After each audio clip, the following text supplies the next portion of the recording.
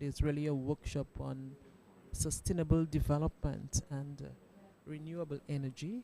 And this activity is organized by the Ministry of Economic Affairs, Planning, Resilience, Telecommunications, and Broadcasting.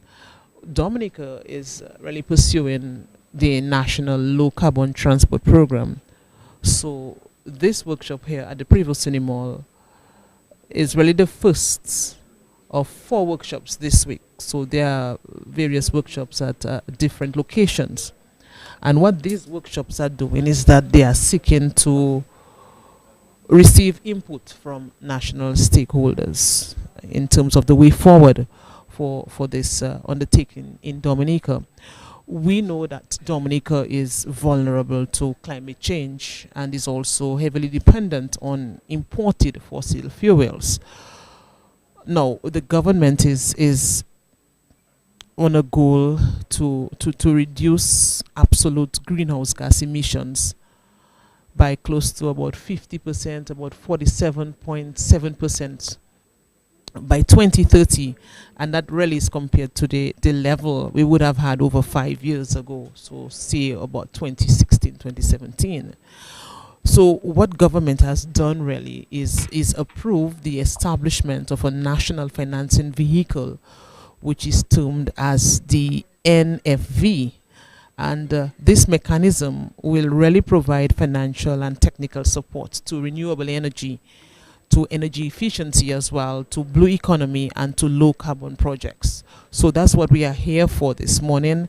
The workshop was scheduled to begin at 9 o'clock. There is a late start, obviously, so we are hoping that very soon this workshop will get on the way. It's a long program in terms of what is expected, what is on the agenda, but we are here really for the opening ceremony. So the group work we will not carry live. The presentation of the findings and things like that, the questions and answers we will not do, but we are here really for the opening segment. And as far as the opening segment is concerned, in terms of the program, an opening prayer will start off the workshop. The proceedings, there will be welcoming words and introduction to the project. So I guess one or two people will give welcoming words and really introduce what the project is about. We will have remarks as well by PS Gloria Joseph, PS of course in the Ministry of Economic Affairs, Planning, Resilience, Telecommunications, and Broadcasting. So she will give the remarks. We are also expected to hear remarks from the Chief Technical Officer, who is Mr. Emil Lancelot, Chief Technical Officer in the Ministry of Public Works and the Digital Economy. So he's already up front. So we will hear from him when he gives his remarks on that workshop. We are also expected to hear a presentation which will look at the main results of the transport diagnostic. That's the mitigation options and the roadmap. And that should be very interesting. It would really give a clearer idea as to what this workshop is about. And then the potential financing arrangements and options. And so this will be done as well as part of the opening ceremony. And then after this presentation, the workshop will take a short break before the resumption at sometime at about 11 for the group work and other activities. So we are here to bring this live to you, DBS Radio. And as I said, the workshop has not started. We are still awaiting on a few people, and to ensure that this activity can get underway. The media houses are here. A few people are already seated. Quite a few people are here as well, because remember, it's a workshop, and what's the main goal really of that workshop is to hear from national stakeholders and to get their input on the importance of what is being done here. So we will go back to studio because really the workshop has not started. So as soon as the organizers are closer to starting the workshop, we will come back to give you a report and to let you know what is happening. So back to studio.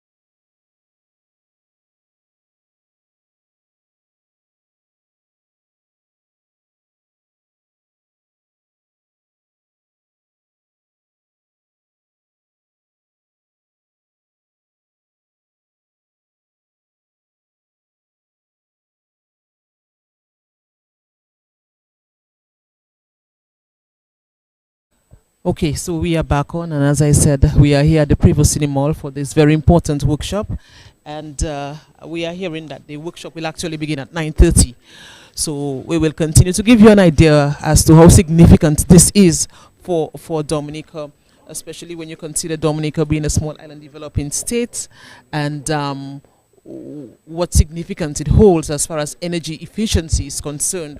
But I have with me one of the national stakeholders. Remember, I said earlier that the national stakeholders play a key role in all of this, because really, the workshop aims to hear the input of the national stakeholders. Now, one of the key areas is solid waste. When you consider solid waste, how important it is in the whole scheme of things, and we have with us from the Dominica Solid Waste Management Corporation, Mr. Jason Sorrendo. So he'll give us an idea as to how significant this is from solid waste standpoint, and exactly what is expected from this workshop here today. Good morning to you. Good morning, everyone. From a solid waste perspective, it's very important when we see the volume of derelict on the road. And if we can reduce the amount of derelict on the road, that will save the environment, not only in terms of carbon emission, but also the marine environment. From a solid waste perspective, we see that we have a lot of trucks, other vehicles, and that is very important to us. The frequency of getting new vehicles, that will help to reduce the carbon emission. So the garbage trucks, if we can run newer trucks, and within a span of every 10 years per se, we can change our truck, or even younger than that, and have younger vehicles on the road that will assist in reduce carbon emission. And from a solid waste perspective, what we embrace is reduce, reuse, and recycle. And it's so important in reducing the amount of derelicts to have new vehicles. And how can we do that? Is we would like the other stakeholders or the government to see that the greater volume of new vehicle that we have on the road is less carbon emission. And not only concerning the new vehicles, but we think of other gas emissions and so on, and the landfill, and that will help to reduce the carbon emission. And we encourage people also in agriculture to grow crops and do backyard gardening, and this will also assist in the whole reduction of carbon emission. So you're telling me essentially that the Solid Waste Management Corporation has a key role in really formulating this low carbon transport roadmap in Dominica. Oh yes, because you cannot divorce waste management from low carbon emission, because everything that we do, we generate waste, and the whole aspect of waste management is important. And when you think of the derelicts, or even owning a vehicle, the maintenance of the vehicle, some vehicles are gasoline, and other are diesel, and we see that on the road again that the diesel vehicle, they smoke a lot of smoke, and with a proper understanding of our environment is our responsibility, that will assist us to service our vehicle on time. And when our vehicle gets a breakdown, we don't leave it and abandon it, but to take full responsibility for your vehicle and your property. All right, good words there. Let me thank you, Jason Sorrendo. So all the best as you continue this workshop. I see you have a long working group session, so you too will be part of that. All right, so that was Jason Sorrendo of the Dominica Solid Waste Management Corporation. One of the objectives of this workshop, and of course we have spoken about quite a few of the objectives, but one of the main objectives is really to validate and to enhance the proposed roadmap on low emission transport with the various stakeholders in Dominica. So these stakeholders have a very critical role to play in the formulation of this roadmap, and so they will help to create awareness about the shifts that are being proposed in the transport sector among the society. So hence the reason why you have the Dominica Solid Waste Management Corporation here and other key stakeholders really helping in and really contributing towards that goal in Dominica. So as I said earlier, the workshop in fact is now scheduled to begin at 9:30 in a short while, and we are still waiting on one or two of the key officials to be at the head table in order to have a start. So at 9:30, just closer to 9:30, we will come back to give you an idea as to where things are as this workshop is concerned. And trying to see if I can get one person again to speak with me, one or two people to speak with me at the head table as well, is Mr. Emil Lancelot. And of course, he has a key role to play in all of this. He comes from the Ministry of Public Works and Digital Economy. So Mr. Emil Lancelot will speak with us as well as we give you an idea as to the significance of this, how important this is, and why Dominica is doing this. And Dominica is also getting tremendous assistance from the Green Climate Fund, and it is really significant to have this, especially at this time. So I'm going to speak with another official. She's at the head table. She'll give us an idea as to what exactly her role is, and she will emphasize again the importance of what Dominica is doing. Good morning to you. Good morning. Just give us your name, please. My name is Verena Arauz. I'm a consultant for Gritter Consulting, and I was responsible for developing this low-emission transport program on behalf of the GCF, together with the Ministry of Economy of Planning. Explain to us how important this is for a small island developing state like Dominica. Well, in my opinion, this is very important. Dominica has like 20,000 cars. That's a whole lot of cars for the number of inhabitants that it has. And it's highly dependent on fossil fuels, not only for transportation, but also for its electricity production. So in order to actually reduce greenhouse gases, but also especially to reduce the dependence on oil, we need to reduce our consumption of oil, right? And so this is the first time something like this was developed here on the island. It was very interesting to get all the data, because it's small and I'm used to working in cities.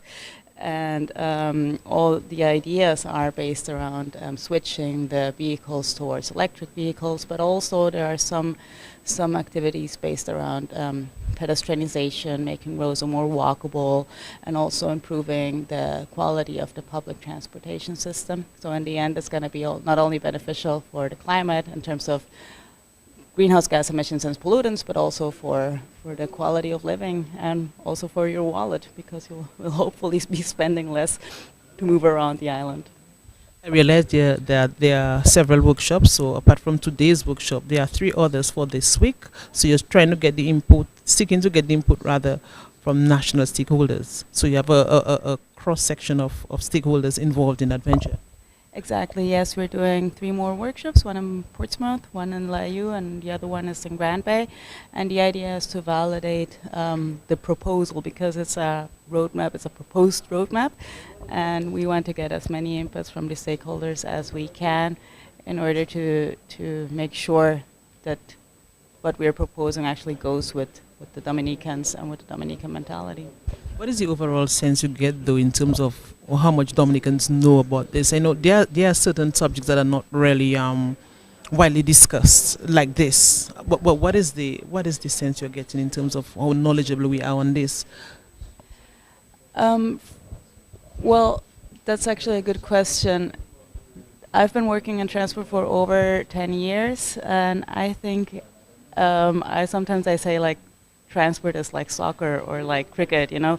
Everybody knows it, everybody suffers it, everybody's stuck in traffic once in a while and gets upset with it. So people know transport because we all move around and everybody's got a saying in it.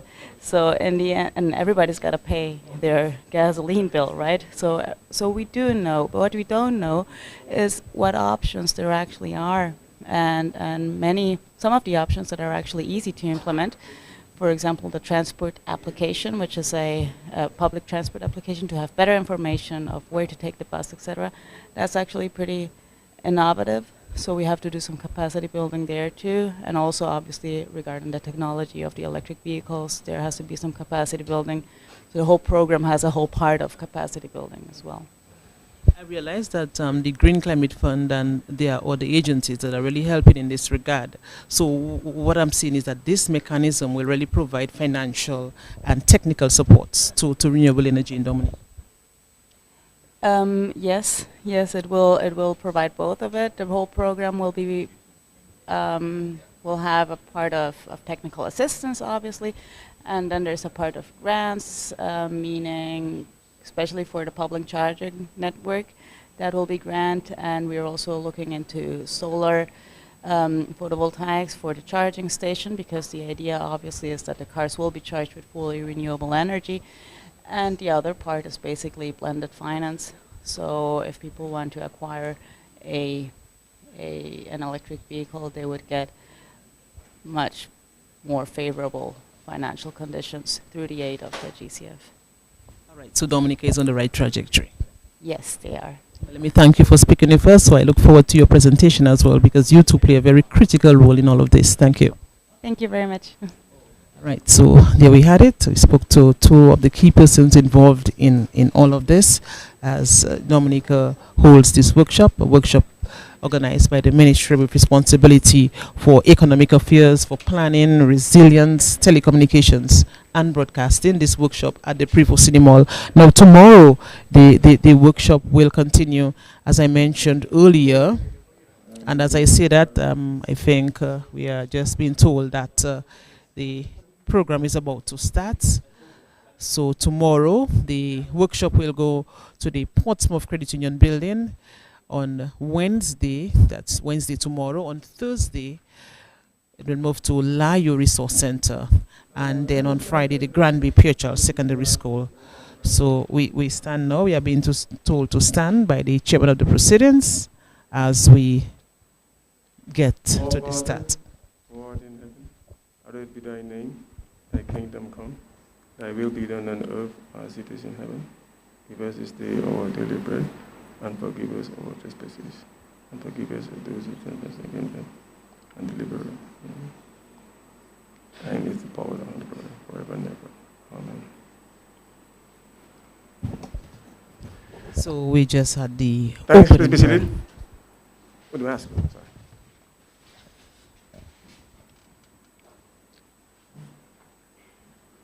Good morning. Thanks for being here.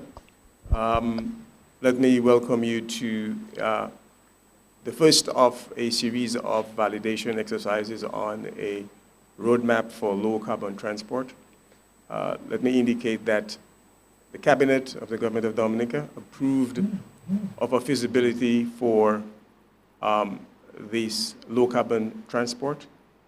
And part of this feasibility that the Cabinet has approved requires that when a national roadmap to lead us to low-carbon transport is developed, that a series of validation exercises take place with the public and then get the feedback and then send this back to the government. Government ultimately decides what way we go. But this is part of the validation exercise. So I want to welcome to you for the very first one. We may come back again, given what the attendance look like, and have another one here and do more outreach. But this is just the beginning, and I want to thank all of you who are here, thank the media, and thank all those who are participating and those who are online.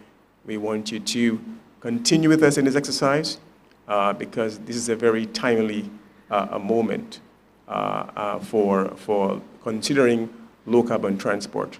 I think in the morning we heard on the news a bus driver was talking about the kind of increasing cost because of gasoline prices and the impact on the bus drivers, on their business, the impact on local individuals who have to suffer this increased cost. It is extremely timely that the government has in fact approved this study to look at low-carbon transport so we can look at electric vehicles using our abundant geothermal and solar resources, to power transportation and remove transportation from gasoline. Okay, so I want to welcome you with those on that. Unfortunately, if you look at the agenda, P.S. Gloria Joseph would have been here, but she has been assigned to represent the ministry by the OECS Commission, and that came up recently. So she sends her regards and her blessings on the event. Hopefully, she will most likely join us in the next event, which is taking place in Portsmouth tomorrow, same time at the Credit Union. And then we move to Layu and then Grand Bay, and we may also include some other locations in maybe Margaret, Wesley, and so forth. We really want to get comprehensive national stakeholder input into a national low-carbon transport transformation and feed that exercise to the government so that they can have the right information, the right public sentiment, and make the right decision. I have to my right Ms. Verena from Grota Consulting. Grota Consulting have been engaged with the Ministry of Planning, Economic Development, Climate Resilience, Sustainable Development, and Renewable Energy in implementing the feasibility. Grota Consulting has significant experience throughout the world in low-carbon transport, both on the design side and the finance side, in Latin America, in Asia, and also have played a very key function in the Green Climate Fund in terms of supporting and reviewing national low-carbon transport projects. So she's managing the project, and she will do a presentation. We'll also have a presentation by Dr. Greta virtually on that.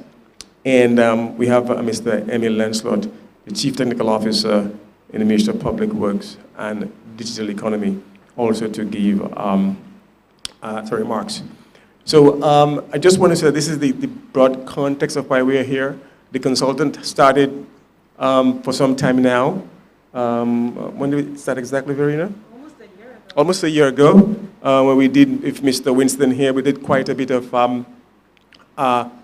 data gathering. We had public surveys, we had meetings with bus associations and so forth, and to get the surveys from people and the response on what they would like to see. This heavy documentation that we gathered from across sectors, the various transportation modalities, fed back into the reports that we have. It fed back into the draft national roadmap for low-carbon transport, and also into a phase one for what is being proposed for your feedback, a phase one.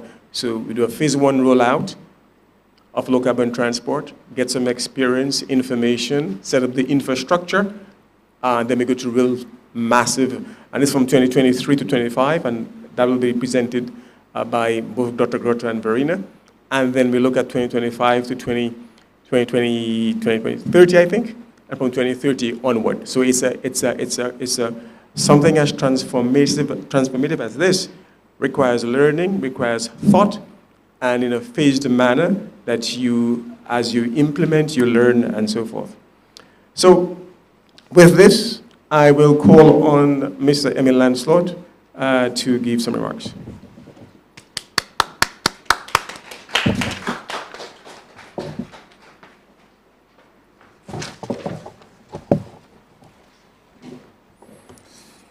Mr. Michael Savre, Green Climate Fund National Program Coordinator, Ms. Verena of Grota Consulting, workshop participants, members of the media, good morning. Over the last decade, Dominica has been impacted by a number of major climatic events, most notably Tropical Storm Erika and Hurricane Maria. The Ministry of Public Works and the Digital Economy's response has been to build back better. We took note of the Honorable Prime Minister's declaration to the world but Dominica intends to become the world's first climate resilient country. As a ministry responsible for roads and land-based transportation, we have sought to increase the resilience of our road network by building more robust structures, improving drainage, and introducing additional resilience through redundancy. However, we recognize that increased infrastructure resilience is not the only effort to be made in combating climate change. Even though as a small island developing state, we emit only a minuscule amount of greenhouse gases into the atmosphere, we must play our part in reducing global greenhouse gas emissions. There are a few things that we can do in this effort, which the Low Carbon Transport Program seeks to accomplish. One such initiative is to reduce the need for driving. This can be accomplished by improving pedestrian facilities and comfort, improving public transportation systems, and decentralizing services. Through the ministry's work towards growing our digital economy, we have seen and will continue to see an increase in business being conducted digitally, thereby reducing the need to travel to transact, a new normal forced upon the world by the COVID-19 pandemic. Additionally, we need to transition from our present mode of transportation to a use of zero-emission vehicles and phase out the use of fossil fuels in our energy sector. The Roseau Enhancement Project is one of our projects through which we hope to facilitate some of these objectives. During stakeholder consultations for this project, ideas to make Roseau a smart city have been forwarded. Also, the possibility of including in our scope of works the installation of charging pedestals to facilitate e-mobility is being considered. So we have taken on board the goals set out in this project as part of our infrastructural development, and we hope to continue to do so in future projects. I can assure you that the Ministry of Public Works and the digital economy is on board with these goals set out by the National Low Carbon Transport Program and will work collaboratively with all stakeholders to ensure its success. Thank you.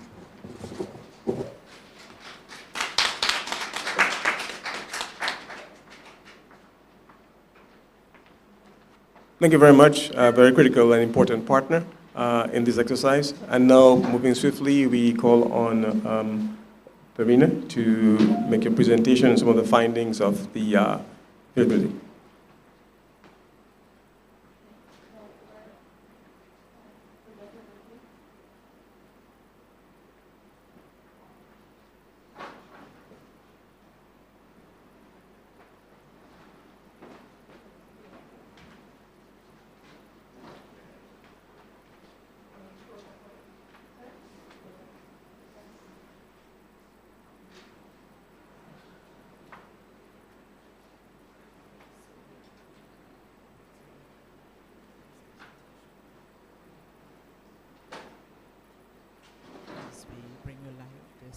Workshop at the Prevo City Mall, a workshop on sustainable development and renewable energy. What we are expecting right now is really a presentation on the main results of the transport diagnostic, the mitigation options, and the roadmap.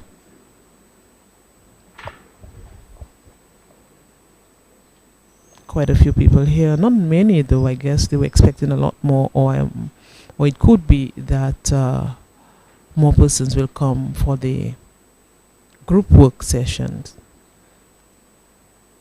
So I guess we would see more stakeholders at that time later on in the program.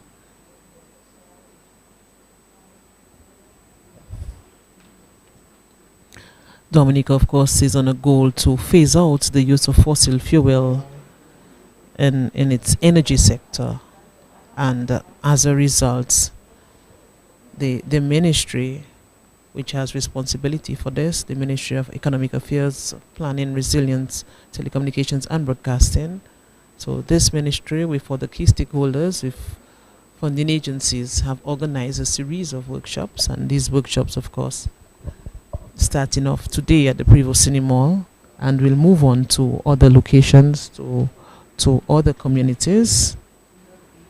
So the workshop will move on to the Portsmouth Credit Union building tomorrow morning, and on Thursday, the Layo Resource Center, and Granby at the PHL Secondary School on Friday.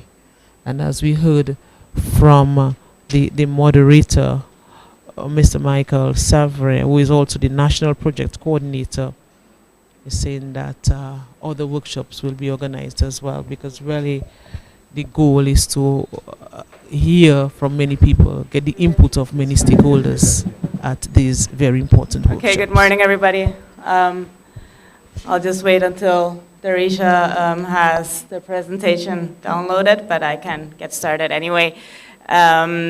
So yes, thank you very much. Thank you very much, Mr. Savrin, and the Ministry here of Public Works as well, and the media, and all of you participants. Thank you for being here. I'm very excited to be back here in Dominica and present the work that we've been doing for almost a year already. I work for Gritter Consulting for over 5 years. I've been working with the transport sector for over 10 years, and I'm from Costa Rica, which is not that different from Dominica when it comes to many aspects regarding the protection of nature, regarding the mountains too, and the rugged terrain, everything. So we have slightly more inhabitants. We have 5 million, and I'm used to working in cities. So for me, working here in Dominica was also a big learning experience, because I had to really think in another way. Many people live in rural areas and move differently, so to grasp actually how people move around here was one of the first bigger challenges here for me personally, but I'm very satisfied with what we have achieved. So I see, okay, we're almost there, hopefully, with the presentation. I'll just get started. So this consultancy was on behalf of the Green Climate Fund, and we did a whole series of documents. The first one was the transport diagnostic, which was actually the biggest one.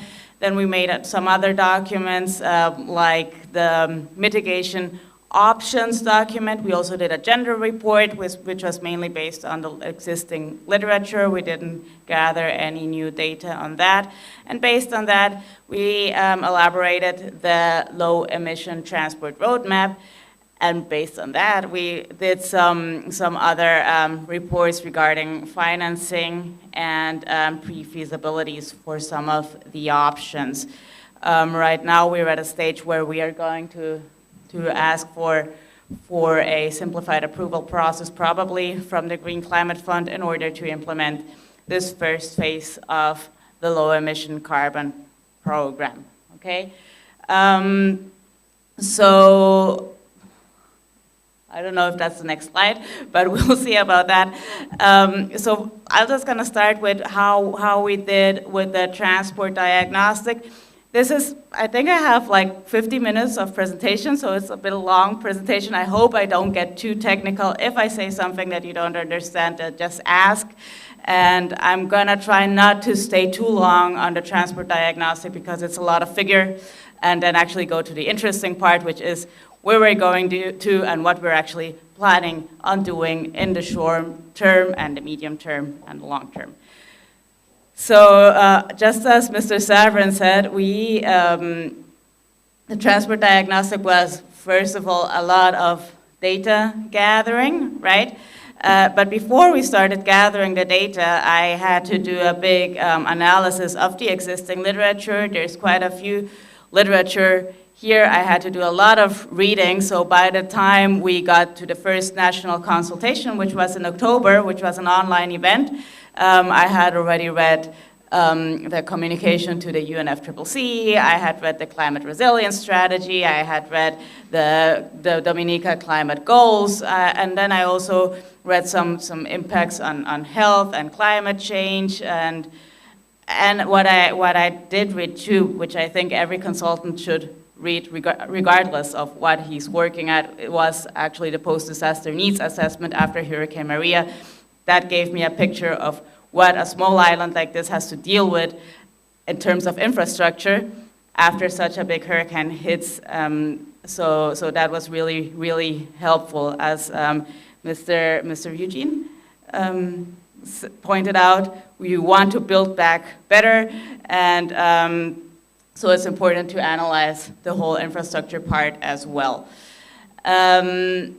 So after this whole reading I did, I came up with a pretty good country context regarding how much we are emitting, how much emissions are actually from the energy sector, and most of the emissions, that's no surprise, come from the energy sector.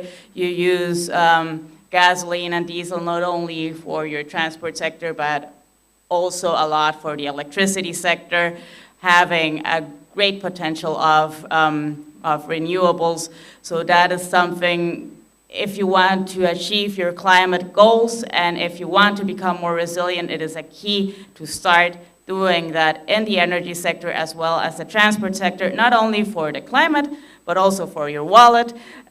Diesel is extremely expensive right now, gasoline too, and it's very variable. People don't know if it's going to go up. It will go up.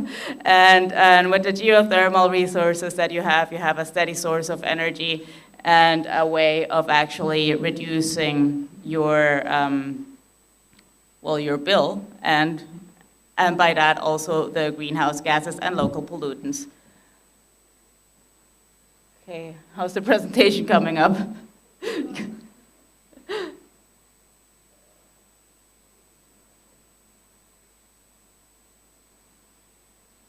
Because now I need to show some graphs, right?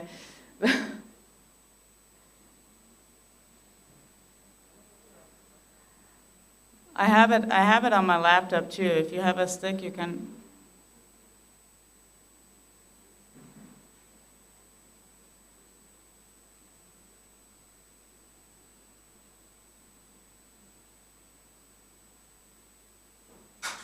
So we are here awaiting the presentation from the representative of Greta Consulting. All right, I'll just continue with the things I know by heart. Sorry, I cannot show you the graphs. So after this whole research that we did, we figured there's not a lot of.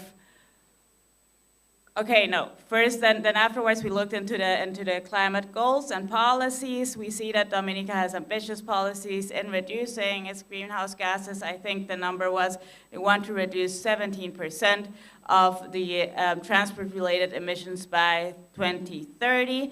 I know that they're revising the national contribution, and maybe it's going to be more ambitious. We don't know that yet. But as far as I know, that was the state of the art. And but how will we reduce those emissions in the transport sector? So there wasn't that much information for the transport sector. So we had to do a lot of work to actually gather that data in the first place. So that's where we had Mr. Winston coming in, and he had to call plenty of institutions asking for information, and then also doing the household mobility survey as well. And one of the things that was actually hard, well, if we think about transportation, the first thing we think about is probably infrastructure, streets. How are the streets here in Dominica? There was a map about the roads, and they're actually in a quite good state as far as I'm concerned. And then we wanted to know about how many vehicles there were, and that one was a tricky one, right? Because when we asked the Internal Revenue Division, for example, they said there were like 40,000 vehicles in Dominica, and And I was like, well, that's hardly possible, right? What happens is that people have vehicles and they register them in the Internal Revenue Division, and then when they don't use them anymore, you have seen plenty of derailed vehicles or unused vehicles by the sides of the roads, and they don't get taken out of the registry. So that's like a data gap there that it's not only here, it happens in Costa Rica as well and many other countries. That's something that needs to be worked upon in many countries because it's not consistent. We don't need to know how many vehicles there are, we need to know how many vehicles are driving. So we went to the Central Statistics Office, and there we had the number of actual licensed vehicles, the vehicles that pay the license every year. So we got a figure of how many vehicles there are in Dominica, and the number was around 18,000, and between 18,000 and 20,000. And that's a lot for a country with 72,000 people. It's like 257 vehicles per 1,000 inhabitants, and that's plenty. If the median in Latin America is around 200. Okay.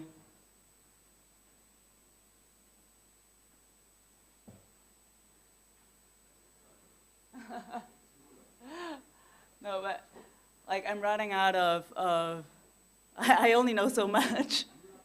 Yeah.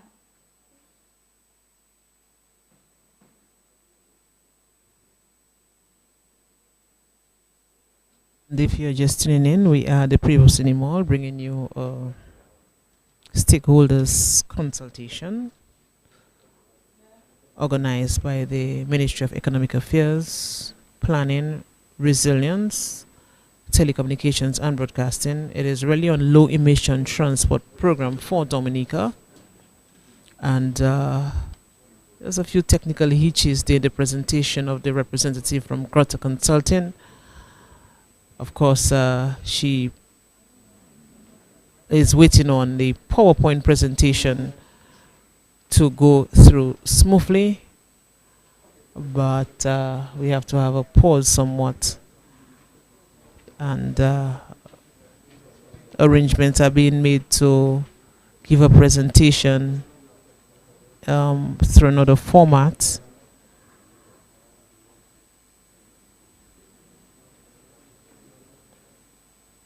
So she is going to read her presentation, I think, from her laptop to ensure that this goes on smoothly.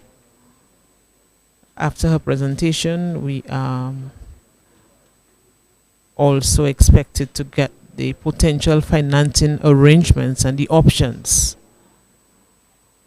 from both the Grota Consulting firm and Michael Savre. Of course, Michael Savre of the Green Climate Fund is a national projects coordinator for this very important project. So it appears that her presentation can go ahead as planned.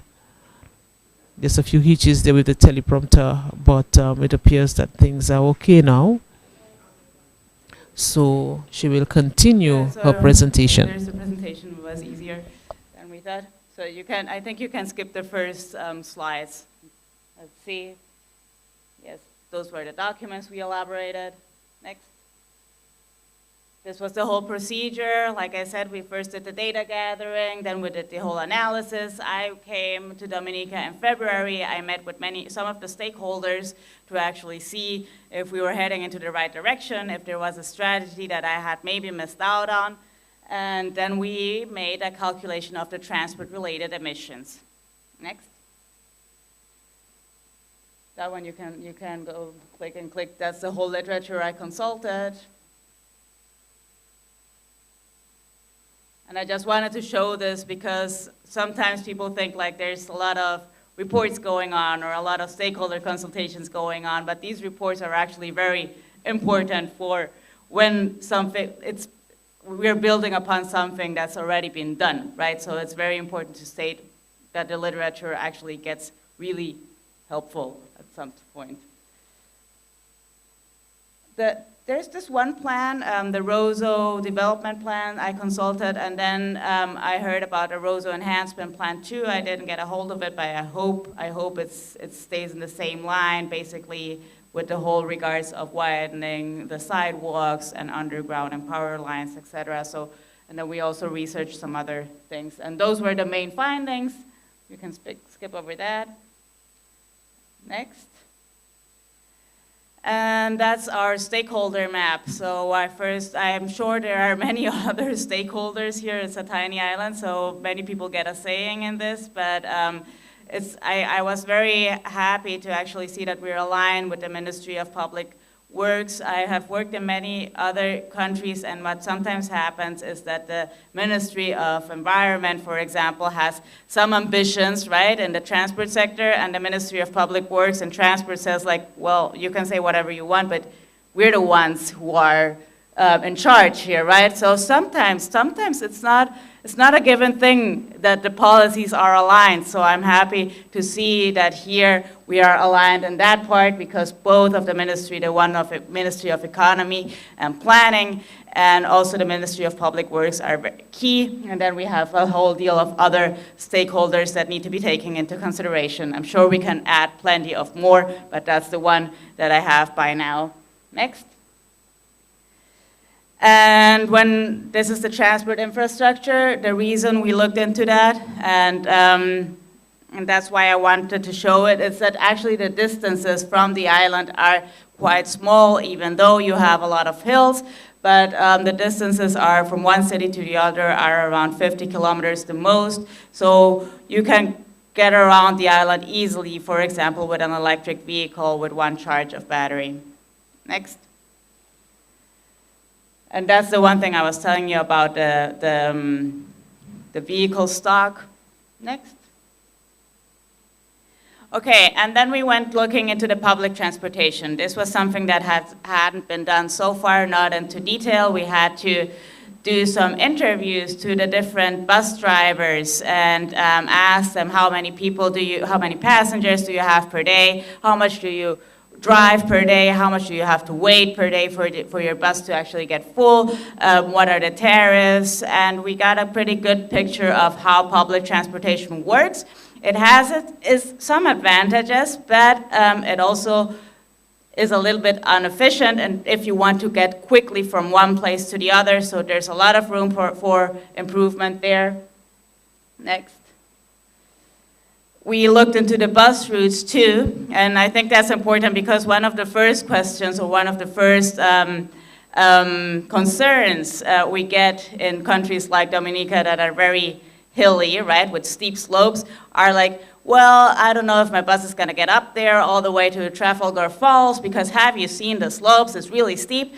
And so we looked into the routes and we looked into the altitude profile, and the answer is yes, an electric bus can make it up the steep hills, because even though there are parts of the route where the road is quite steep, it's not such a far way. So the battery might drain, but you still make it up and back.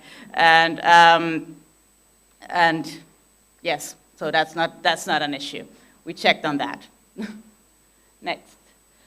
We looked into the maritime transport as well. How many vessels are there? How many bigger boats there are? We looked with detail into one of the ferries that goes to Martinique as well to have more technical data on one of the bigger ships. And then we looked into the smaller ships with the outboard engines to see whether or not it's possible or feasible to change the outboard engine as well. So we looked at where do they go to fish, how much gasoline might they spend in per average to actually have a comparison. Next. And then we did the household mobility survey. I don't know if any of you here participated in the household mobility survey. That was a pretty big endeavor. We had surveyors going door to door asking people about their day in terms of where did they go, how did they move there, did they go by car, did they go by bus, did they have to walk to the bus, how long did they have to walk to the bus. And so it's pretty detailed, but that's the way household mobility surveys are. we want to know how people move around to actually get the calculation of emissions per source, right? If somebody doesn't use a car, then his carbon footprint is 0. If he just walks, obviously he's not emitting anything. But if he uses a car, then obviously his carbon footprint is higher. If he uses the bus, his carbon footprint is lower. Why? Because you have 15 people stuck in the bus. So it's the consumption of the minibus divided by 15 people, right? So it's important to know how people move around, and that's what our findings were. Most of the people move around with cars, and the distances per trip, meaning one way, right, from my house to my workplace, is around 10 kilometers the most. Next. And this one I want to go over quickly. This is just like some transport indicator. This is called mode share per passenger kilometer, meaning that obviously I do more kilometers with my car than I do walking, right? So if the share of walking trips was bigger on the other graph, now here it's smaller because there are only so many miles I can walk, right? So with the car, we have many more passenger kilometers, and that's the big indicator we need to actually get to the calculation of the transport emissions. Next. We looked into the power sector too, because if we look into electric mobility, we need to look at everything, the streets, but also the power sector. One of the questions we always get is the grid resilient enough? Can it power enough electric cars? And that's why we needed to look into the generation system and also into the distribution systems, which we did. The answer is yes, the system can power it, but if you look into the generation matrix, Dominica still generates its electricity with diesel, right? So it doesn't really make any sense. You're going to say it doesn't really make any sense to plug in an electric vehicle if the electricity comes from diesel anyway. So we thought about that. We are thinking, obviously, solar PV, as long as the geothermal power plant is not up and running. So in the charging station, we are going to have some solar panels to charge the cars with fully renewable energy. In order to make sure that it works, we had to look into the grid. We had some specialists there who did the whole grid work. We had some measurement equipment here to see how the quality of the electricity was.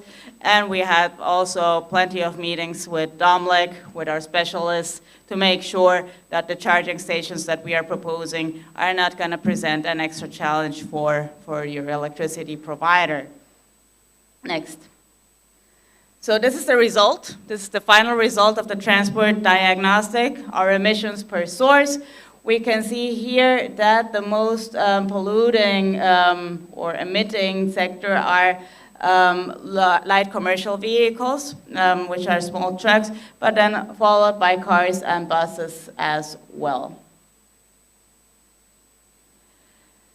These are the projected CO2 emissions of the transport sector if we don't do anything. And you see they go down anyway. Why is that? Because either way, even if you don't do anything at all, people are going to keep buying newer cars. And newer cars are more efficient than the older ones. So the consumption of gasoline is going to go down either way at some point. But it's still not enough, right? We want to reduce it to 0. So there are a bunch of things that we need to do in order to get to 0 emissions in the transport sector. So based on the transport diagnostic, we made a mitigation options assessment, which means we looked into all the different mitigation policies there are and figured out, okay, which one of those is applicable to Dominica. And this principle is the one we use everywhere. We want to avoid trips in the first place. So there are some policies, for example here, that's me and my cat working from home right now. The only footprint that I had to do this diagnostic was the one from the plane I took to Dominica, but I work from home, so I don't need to move around anywhere. That's something that happened during the pandemic as well. So that's the trip that doesn't happen is the trip that pollutes less, right? There are other measures such as actually having your facilities close by. That's more on a city level. Then we have the shift approach. meaning that if you're gonna move around, if you have to move around, try not to use your car, try to use your bicycle or walk, or use public transportation in order to lower your carbon footprint. The third line of action is to improve the way you're moving around, making sure that if you're moving with your car is efficient and doesn't emit a lot of CO2 emissions or pollutants. These actions, sometimes you see, because we put fuels in another category, where we actually mean that we're gonna change our engine, shifting from an internal combustion engine to an electric engine. Sometimes you can see that also as a part of improvement, but we see it separately. Like improvement is also, for example, for trucks especially. They can reduce their CO2 footprint by a good maintenance of their tires, of their tire pressure, of the way they drive. If you accelerate and brake too much, you have a big consumption.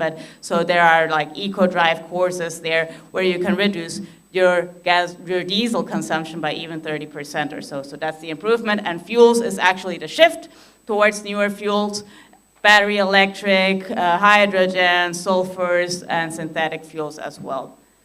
So based on that, we assessed all the different measures that were applicable. We looked into the pedestrianization here based on what was already been proposed. I had seen some media releases. Actually, the picture there is, I think, from the Facebook of the Prime Minister. I saw it published, and where they said, okay, this is what we're gonna do for Roseau. So based on that, we said, okay, pedestrianization is a big thing. What we did not took into consideration, for example, was bike lanes. I figured, and maybe we can discuss that afterwards here in the workshop, like I was under the impression when I was here that biking is not too popular. I only saw like 2 bikes, but we can discuss it. Because maybe there's still an option, right? I mean, the reason why it's not too popular is because of the terrain of Dominica. It goes up and down. There are always options like electric bikes, but they're expensive. They cost like $3,000. So we left that one out so far. Doesn't mean it cannot be included. Next. Then we looked into the electric vehicles, okay? What impact is it going to have if we switch the cars to electric vehicles? So we looked into every kind of vehicles, the minibuses, the light duty vehicles, and also passenger cars in terms of reduction. So you see here, right now, with the carbon grid factor that Dominica has, meaning with the electricity that is being produced with diesel, the emissions still get reduced by 30%. Should you have fully renewable energy, which hopefully you will have in the short term, then obviously the emission reductions is so much higher. We have considered there too, it's a life cycle emission, so the gray part of the electric car is the battery manufacturing emissions. That's also a question I get a lot, like, well, what happens with the materials, etc. Still, the emissions, all in all, are less from one car. We did that for every other car. The report, it's very detailed, so I just want to skip that part, but if you want the report, the diagnostic and the mitigations options report, I think it can be made available, right? Yeah, okay. And then we looked into the profitability, and that's also the tricky part, right? Electricity here is not too cheap. It's actually the electricity prices right now here are high because they also depend on the diesel prices. So as in now, if I would buy an electric bus, an electric minibus, and plug it into the grid right now, I would end up paying more than I'm paying for my diesel vehicle or my gasoline vehicles. So the electricity price needs to be lower in order to make it really attractive. Lower for the transport sector. I don't want to get into things about residential, etc. That's all another energy policy. But for the transport sector, you can have a specified tariff for the charging station. And we figured that with a tariff of 15 cents of US dollars per kilowatt hour, it pays out pretty fast. A minibus and the cars, but those, well, Those are the prices I had in February. I know that electricity went up but also the gasoline went up, so I think the relation is still sort of the same. Passenger cars they already pay out if you have an electric car. Next. So we figured, okay, yes, electric vehicles, they are an attractive option for Dominica. You reduce pollutants, you reduce GHG emissions, and you also end up saving money. So we're gonna go with the electric vehicles, and we did it three-phase. We cannot go fully electric, right, from today up to tomorrow. It's gonna be gradually. So we're thinking, okay, we have to invest in a public charging network. We have to invest in solar PV in order to make sure that the electricity price goes down. And we gotta get a few cars going so people see them, right? So people see that the cars drive around, that they don't get stuck, that they get everywhere, that they get up the hill, up to Trafalgar Falls. And we want to get electric minibuses too, because the minibuses are important. They're the ones that are actually transporting the most people. And we need to train people. What happens if my car breaks down? What happens if the battery doesn't work anymore? How do I get rid of my battery? We don't want to create a solution and then create another problem. If we don't have people certified to actually handle the batteries, we're gonna end up being a trash can for older electric vehicles of other countries. So those policies and those capacities need to be put in place, that you have a proper management of the batteries and of the vehicles themselves, because I've seen that there are a lot of derailed vehicles anyway, so there needs to be some program for the whole scrapping, etc. But batteries are, they're sort of dangerous, so you need to handle them with care, and their capacities need to be there too. We're looking into V2G. What is that? Vehicle to grid. This is pretty innovative too. We're thinking of having chargers at critical facilities such as hospitals.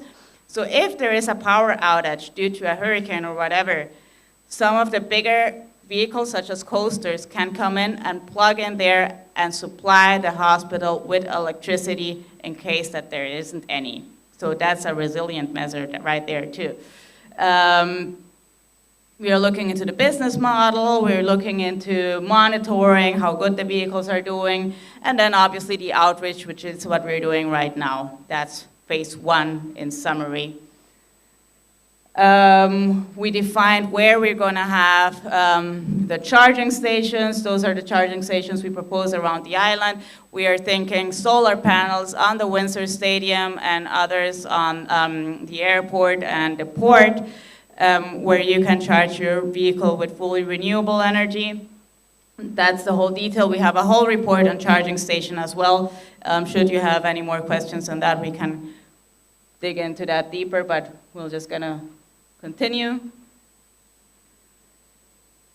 After we have the initial vehicles, we're looking for a full deployment of passenger cars and minibuses, and we're gonna start introducing also trucks.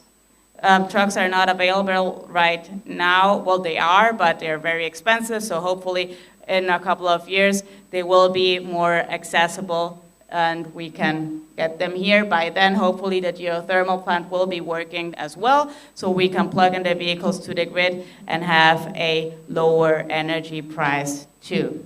And by the year 2030, that's a policy measure. The island can commit to stop importing fossil fuel vehicles. That doesn't mean that fossil fuel vehicles won't be running around the island anymore. There's gonna be a secondhand market, and if I bought like a Jeep that runs on diesel in the year 2029, they're not gonna tell me stop using it. No, you're still gonna use it until it phases out, right?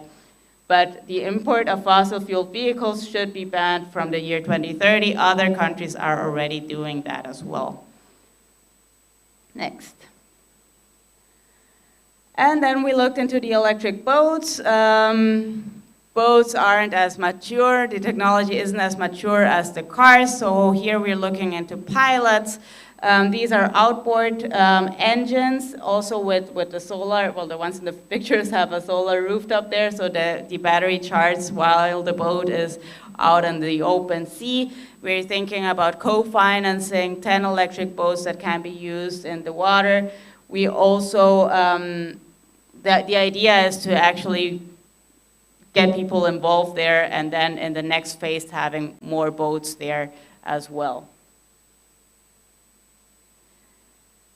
And based on that, based on all the options that we evaluated, thinking, okay, which one could be applicable, which one we leave out, we elaborated our low emission transport roadmap, and these are the whole areas that we are focusing on: pedestrianization, public transport quality, electrification of road transport, battery electric boats, and that all the components will have a big accessibility and gender component, that if we're working in the public transport, for example, that the buses are accessible for people with disabilities, for the elderly, etc., and that are also safe for women and children. So those are like the cross-cutting issues that cannot be left aside.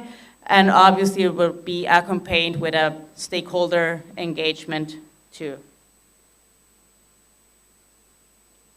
So this is the first part, the first line of action, and I don't know how much time I still have, but okay, I'll just go through with it. Pedestrianization. We're looking into Roseau for the first phase, and then we're looking into the other towns to start having better pedestrian infrastructure. You already have some I saw some small parts like like John Street, which is fully pedestrianized with tables right by the harbor, I saw. So the idea is to have more of these streets fully pedestrianized, or at least have the sidewalks widened, have have some parking facilities right outside Roseau, have parking policies put in place. People will have to get used to paying for parking. I know that's not very attractive, but that's one way to get people stop using the car. And because it's not always about incentives. You have always like push mechanisms and pull mechanisms. So if you start charging for parking, people will start using their car less, or the money is put up to some good use to have some nicer cities. And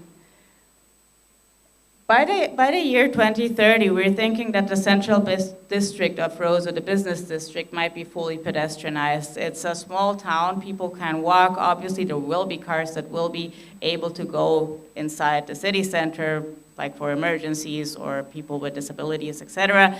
But the idea is that we have some parking facilities outside, or people just come with the bus and don't have to use their car anyway, and they just walk around Roseau. And I know sometimes it's hard to implement these measures, but at the end you're gonna have a car-free city, less pollution, better health, better life quality, and so that's one of the measures, the first measures we are looking into. We can discuss this afterwards with the whole actions that we have there. If you think there's some actions missing or some of the actions are ridiculous, we can discuss that afterwards. Next. Here, this one's important, like the public transport quality. So this one was tricky, right? Because we know that how public transport works here and how it has always worked.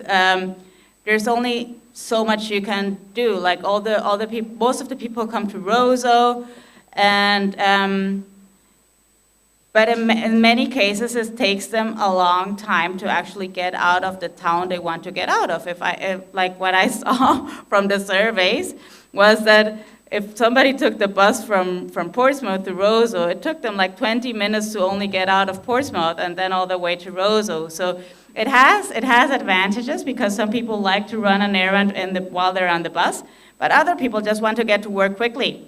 So there's a lot of potential of improving that and not necessarily changing everything. So we were thinking, okay, the smartphone penetration here is fairly high. I don't have the numbers, but it is high. So we're thinking about a public transport app where you can have on-time information of when the bus is coming, where, and so at least you know that the bus is coming. You don't have to wait so long, and then you know where you're getting off at. You have other better public bus stops, and then in the end, it will, on the next step, we're thinking of an on-demand public transportation app. Maybe, I think that's the next one. And that is basically that I can call for a minibus. I don't know if somebody knows Uber in other countries. I can call for a minibus with my public phone, and then it picks me up, and then it picks somebody else up, and so it's more optimized. You get more people on the bus, and you have less waiting times.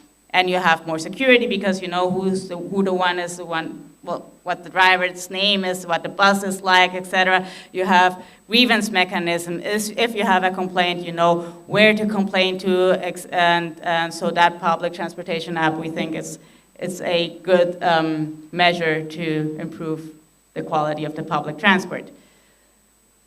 And then the zero emissions fleet by 2040, I think I already went into detail with that, about the electric buses and vehicles. These are the whole activities that we're looking into: implement charging infrastructure, training of personnel, capacity building, training and maintenance of chargers, and the whole battery disposal. Sorry, point by point, shall I read it out? Okay, all right, then I'll read it out. So what we want to do with the pilot phase, we want to have 20 minibuses up and running, 50 cars, and those will be not only passenger cars, we're going to have some pickup trucks, some vans. Most of them are going to be passenger cars, though. Pickups, we had the discussion with Mr. Savran here a couple of days earlier. Although they're very attractive, there aren't very many deals on the market by now, and the ones that are on the market are really expensive, so we're thinking not too ambitious with the pickups, but that's something that can be discussed as well. We're going to have a public charging infrastructure, including fast chargers, and we're going to have some solar panels for the fast chargers. That will ensure to deliver 100% renewable energy for the 70 electric vehicles that we'll be having. Then there are some policies, for example, providing 6 months or free charging at charging station, and thereafter a coverage of a subsidized fee, meaning you won't be paying for the electricity, the price that you're paying for your electricity at home, at least for the first couple of 5 or 6 years. That's something that needs to be decided upon too. We want to, I know that there's a tax reduction for electric vehicles. The value-added tax is reduced, is eliminated, and also the customs tax. We want to lower the excise tax as well, if possible, and remove the environmental surcharge of 1%, even though I'm not sure if it's removed already, for a period of 5 years. We want to have this measure to be fiscally neutral, right? I know that the government depends on vehicle taxes, so how are we gonna do that? When reducing taxes on EVs, we want to add a surcharge of taxes for polluting vehicles. So if you want to import a 1991 old Dodge Ram, you can do that, but you will be paying a surplus of charge, and that will make up for the subsidy that we're giving to the EVs. Then we're going to do some training, maintenance and repair, and the whole battery disposal strategy. Yes, that's for the first phase. And the next phase? In the next phase, we're looking into the fuel deployment of EVs. We're thinking we're going to have by 2025, hopefully 1,300 up to 6,000 EVs.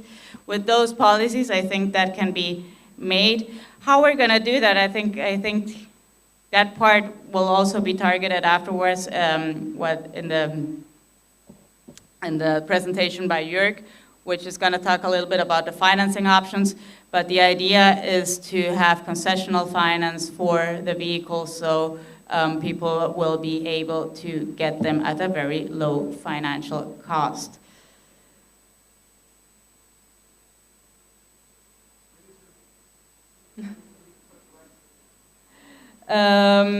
Okay, and this one we figured out with the ecological tax, right, from the cruise ships.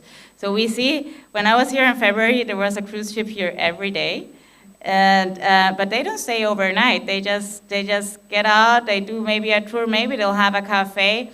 And we were thinking, listen, I mean, they get to enjoy this beautiful island, but then they go back to the cruise ship and they eat and have lunch and dinner at the cruise ship anyway. So let's charge them for like a fee per passenger. We were thinking $3, but that's up to discussion. And that will go into a fund that will actually aid, for example, the bus drivers to get an electric vehicle.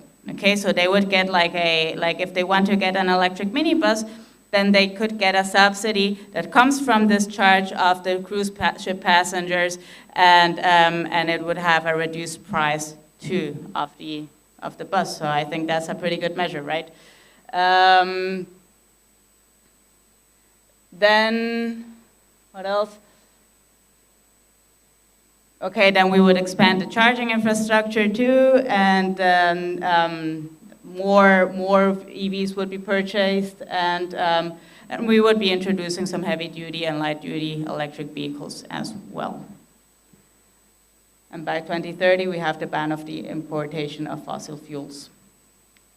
What are the benefits?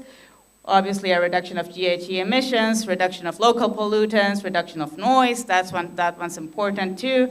And you know that the one with the noise, that's actually pretty good too, because there are electric waste collection vehicles, and they're very popular in many cities because they don't make any noise at all, so they can operate them during the night. So that's something to look into as well.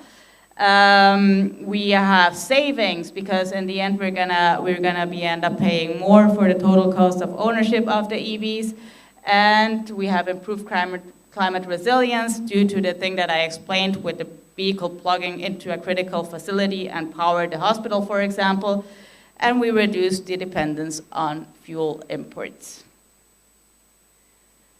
Then we have the zero-emission boats. To initiate it, we have a co-finance of 10 electric boats of different sizes.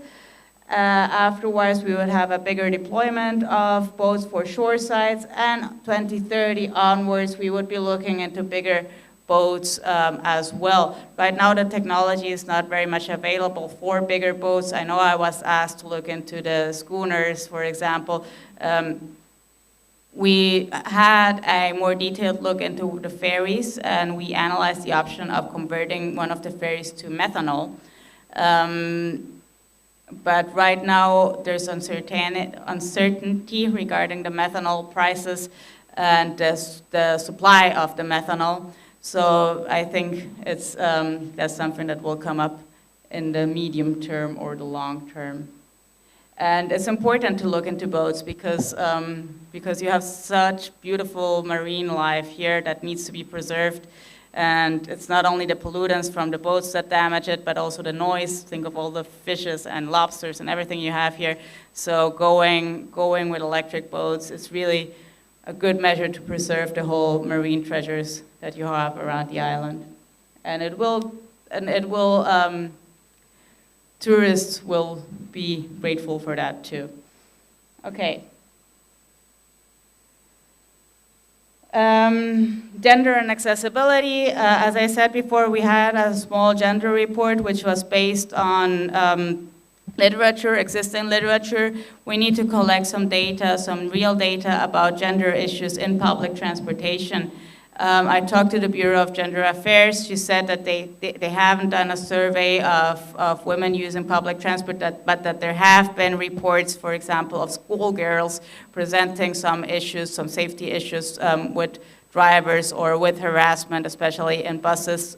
Since I don't have any data on that, I didn't state it. But there needs to be a survey regarding safety and harassment and campaigns and awareness of, especially when it comes to safety and, let's say, like safety and annoyance, because maybe women don't feel unsafe, but maybe they just feel annoyed when they get talked to or improperly or stuff like that. So that is something that really needs to be assessed as well. And accessibility too. Right now, if somebody, I don't know how they do it, but if somebody has like a wheelchair or something, it's not very accessible. So the buses that we're gonna purchase, they should have all a ramp, maybe not all of them, but at least making sure that if you have some kind of disability that you will be able to use public transport without any assistance of anybody else. So you still are independent. Next. I think that's it, right? Oh, stakeholder engagement. This is basically what we're doing. This is key, really, for the success of the whole project. I was telling the interviewee before that I think that transportation is like soccer or like cricket. Everybody knows about it. Everybody suffers it. Everybody thinks they have a better solution for it, right? Because everybody moves around. So for me, it's very important that all of you showed up here and that we can have hopefully a very rich discussion about this, because transport is something that moves everybody around and it's shifting constantly. There's so much new technology, there are so many new options, and I can come here and come with something really techy, high-tech, you know, and innovative, and you're gonna be like, well, but I like my minibus the way it is, right? So we want to do this, we want to have something tailor-made for the island, and I hope that with this roadmap we achieve that, and I hope that, that we have a good discussion afterwards, and it will be an even better roadmap afterwards. Thank you very much. So we just had a presentation from a representative of Grota Consulting, and on that note, though, we will end the outside broadcast. We will continue with whatever is left in terms of the closing, which comes up shortly. So we'll continue with this on our Facebook page. But as far as the radio broadcast is concerned, the audio, we will end the broadcast now to allow for the cooperative program to go ahead. So it's back now to Studio One. Virtually on how we fund the first phase, and that's very important. So I thought it was very useful. A number of things that you saw in our presentations are recommendations. We're not saying that's what we are recommendations, subject to feedback from the public, and then these recommendations again are forwarded to the government, and the final decision will be made by the government. So a number of the recommendations with regards to, for example, the tax on the cruise passengers who use electric buses to get a fund so the bus drivers can in fact purchase an electric vehicle. It's a recommendation. Recommendation, how do you, very important matter, is the CC, the Caribbean entity through CARICOM that deals with energy and renewable energy, have indicated that 10% of all revenue of the governments in the CARICOM come from taxes on vehicles. So if you're going to move towards an EV, there has to be a sensibility on, okay, if you move in EV, how do you offset it? And I thought Verena proposed something that, you know, as you increase the EVs, government revenue drops, but then you increase it on the fossil fuel vehicles as they're being imported, so to offset the government revenue loss. And then, of course, this doesn't happen to be permanent.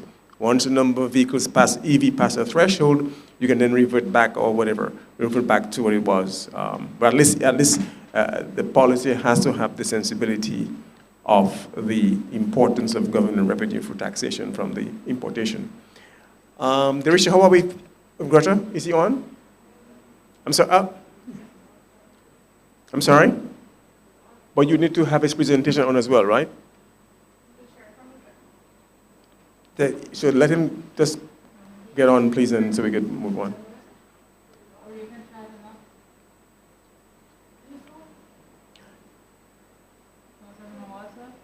Yeah. Yeah, so yes, go ahead. Let's proceed, yeah. Go ahead. Yeah.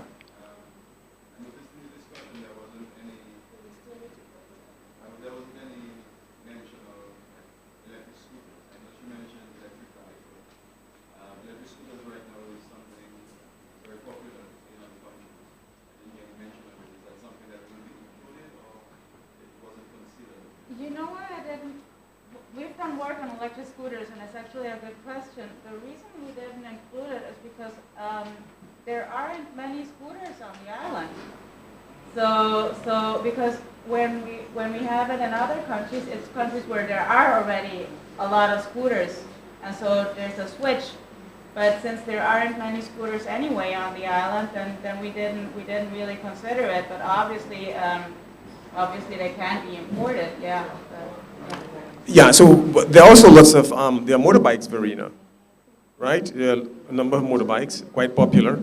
But there are, no, in the statistics, and they're right, like when you saw... I'm sorry. How do you, I'm sorry, yes,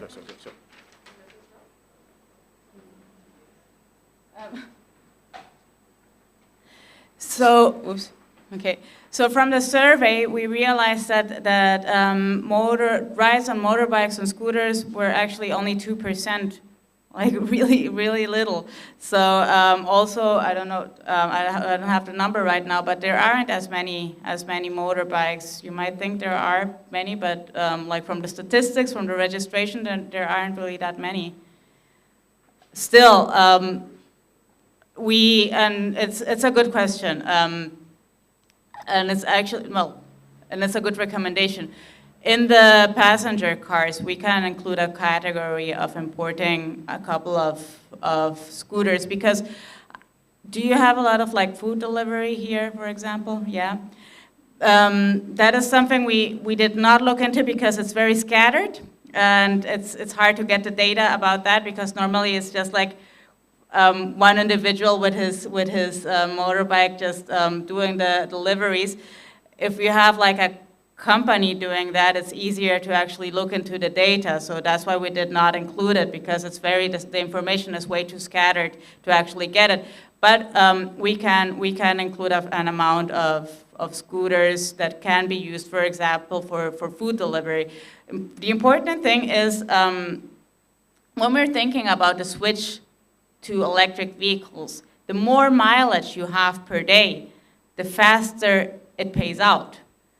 If I have a gasoline vehicle and I hardly ever use it, and then I buy an electric vehicle, they're still more expensive, so it doesn't really pay out, because I wasn't using that much gasoline in the first place, because I wasn't using it as much. So we always want to look into that's why we looked into the minibuses, that they have a mileage of, sorry that I talk in kilometers, I know that you have miles here, but I didn't do the conversion, but they have like 100 kilometers per day, and so it pays out pretty fast. So if we look into scooters, we want to look into the ones that actually have a fair mileage per day, but we can get a couple of them to try them out, yeah, definitely, thank you.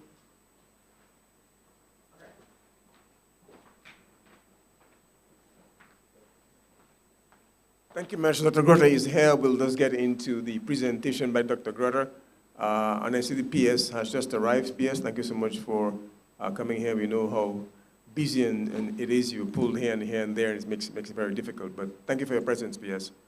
Dr. Grotter is going to do a presentation. We're looking at the financing for the first phase we mentioned. We do a first phase, roughly $10 million US application to the Green Climate Fund. And for the first phase, and then we'll look at subsequent phases. So we go over to Dr. Grotter, who is virtual.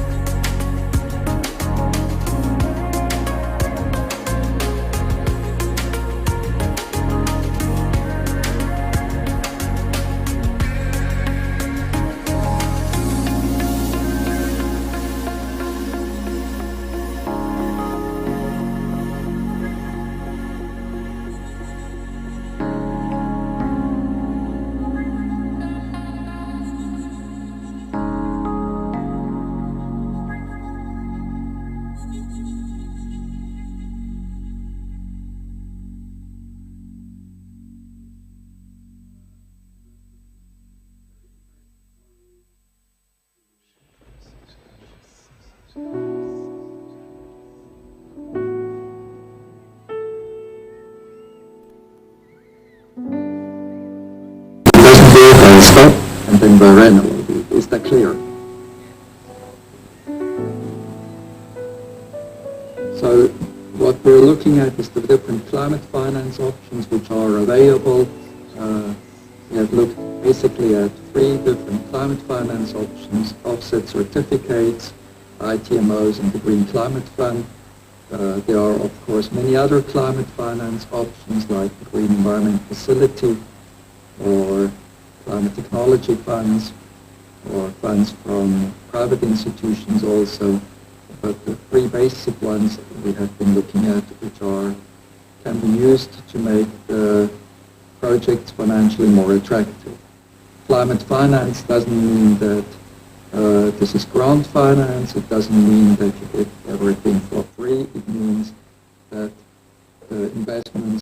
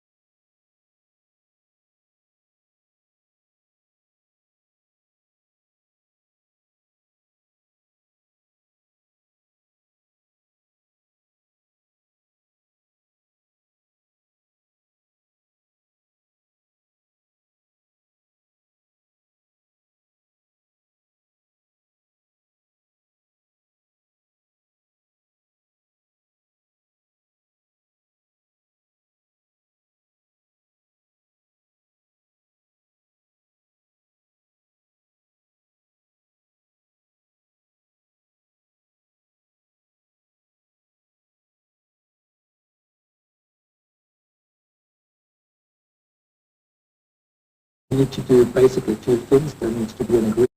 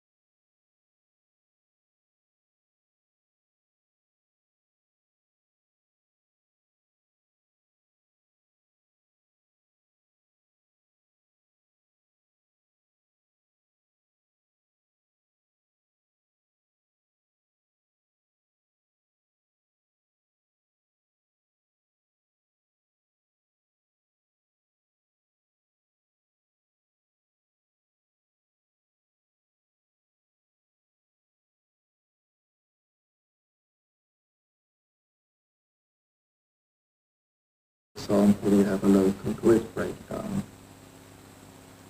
Now with the Green Climate Fund, the possibilities that you receive upfront payment, the financial instruments used by the Green Climate Fund are multiple. It is equity, mezzanine funding, loans, guarantees, grants. What we are looking at is basically a blending of loans and grants.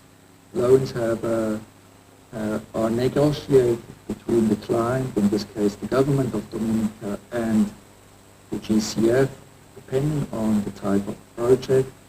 But they have a low interest rate. The rates are anywhere between 0% and 0.75% per annum.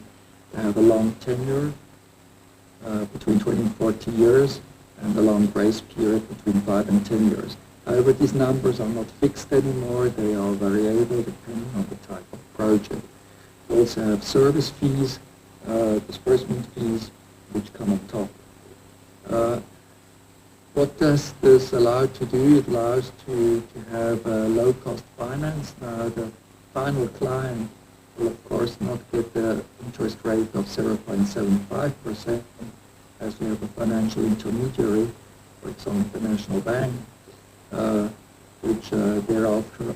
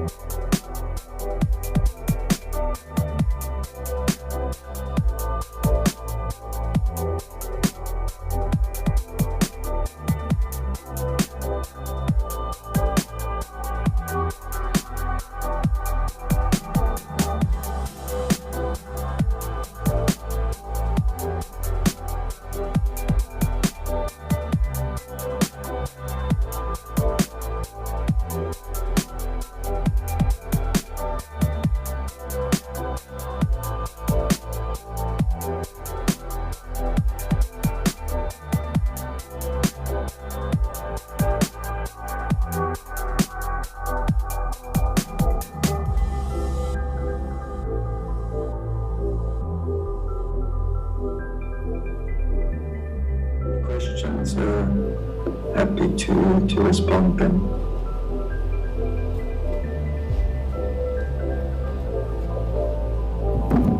Thank you very much, Dr. Bradley. I thought that was we really should keep the questions. Any questions that are for the presentation? Yeah.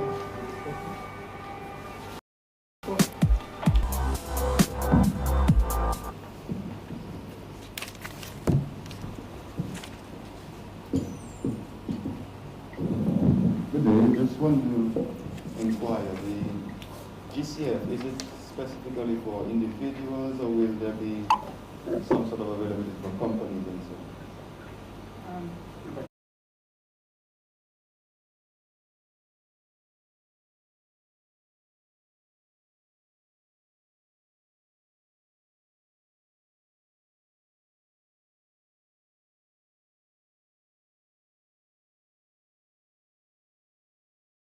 Is it specifically for individuals or is it geared towards individuals, companies, needs?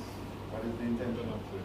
He's asking if the GCF is specifically for individuals or for companies, or if it's a mix. The GCF only finances so-called accredited entities. These are, for example, multilateral development banks, or other financial institutions. They can be national financial institutions, development organizations like UNDP or GIZ, and there are also national institutions, but they do not finance directly. They finance through other entities, and these other entities need to be accredited at the GCF. So it's never a direct finance to a client or to an enterprise. It always goes through other financial or development entities. Yeah, so, but to the question, yes, GCF is for everybody, it could be for public, private, doesn't really good, yeah, for the entire, what he's saying, that the funds must go for, in this case, we're thinking of the private development bank. Yeah, thanks. Any other question? No? Okay. Thank you very much. I think that's it.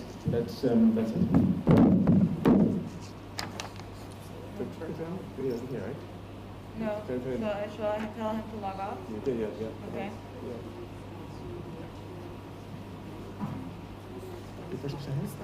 Yeah. Okay, so we'll have some light refreshments. We're going to have a brief break for the refreshments. They're going to come back and have some detailed questionings about what you've seen, what's left, what recommendations from you as to what should be included, and you can move forward. So break for some light refreshments and come back in 10 minutes.